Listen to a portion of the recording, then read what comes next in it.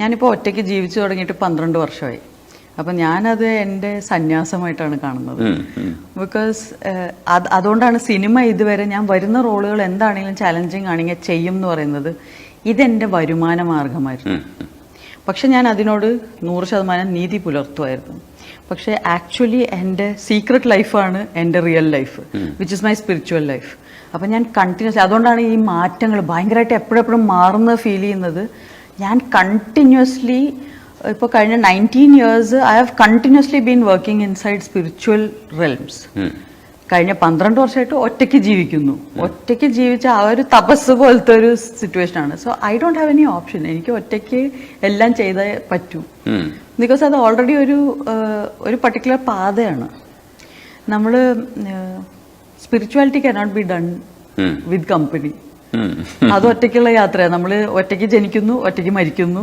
അപ്പൊ ആ പാതയാണത്.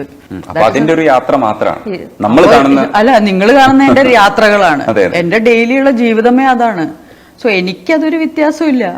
ഞാൻ ഒറ്റയ്ക്ക് ജീവിക്കുന്നു, ഒറ്റയ്ക്ക് യാത്ര ചെയ്യുന്നു. അതായത് ഞാൻ ഒറ്റയ്ക്ക് എന്റെ പേഴ്സണൽ സ്പേസിലിരിക്കുമ്പോൾ ആരും കാണുന്നില്ല. ഞാൻ പബ്ലിക്കലി യാത്ര ചെയ്യാൻ പോകുമ്പോൾ പെട്ടെന്ന് ആൾക്കാർ ഇതെന്താ ഒറ്റയ്ക്ക് യാത്രയാണ്, അയ്യോ എനിക്കത് നിങ്ങൾ പറയുമ്പോഴാണ് ഒറ്റയ്ക്കാണോ, അതിനൊരു വിസിബിലിറ്റി കിട്ടുന്നേ ഉള്ളൂ. അത് നിങ്ങൾ പെട്ടെന്ന് കാണുന്നു, അത്രേ ഉള്ളൂ. But that is who I ആം.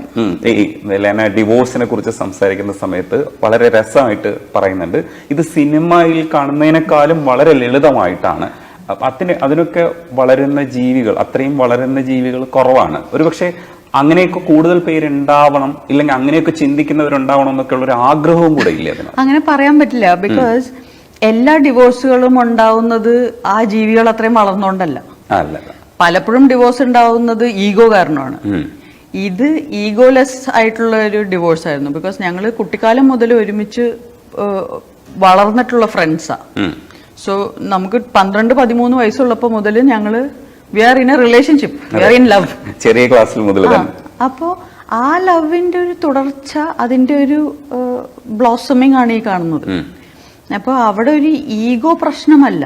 അതായത് രണ്ടാൾക്കാരുടെ ജീവിതം വേറെ വഴികൾ കൂടെയാണ് പോകുന്നത്. ഒരാൾ സ്പിരിച്വാലിറ്റിയിലേക്ക് തിരിയുന്നു, മറ്റേ ആൾക്ക് ലൈഫ് എന്ന് പറഞ്ഞാൽ ഫ്രണ്ട്സും കമ്പനിയും കുറെ ആൾക്കാർ കൂടിയിട്ടുള്ള ഒരു ടൈപ്പ് ഓഫ് പേഴ്സൺ ആണ്. വേറൊരാൾ ഏകാന്തതയിലോട്ടാണ് പോകുന്നത്. അപ്പൊ ഒരിക്കലും ഇവര് തമ്മിൽ ഒരുമിച്ച് ജീവിക്കാൻ പറ്റില്ല. ഒരാള് സന്യാസം സ്വീകരിക്കുന്നു, മറ്റേ ആള് ഈ പറഞ്ഞ കമ്മ്യൂണിറ്റി ഗ്രോത്ത് ത്രൂ കമ്മ്യൂണിറ്റിയിലാണ്. ഈ രണ്ട് വ്യക്തികൾക്ക് എത്ര സ്നേഹം ഉണ്ടെങ്കിലും ഈ എണ്ണയും വെള്ളവും മിക്സ് ചെയ്യാൻ നോക്കുന്ന പോലെയാ. സോ അത് തമ്മിൽ തിരിച്ച്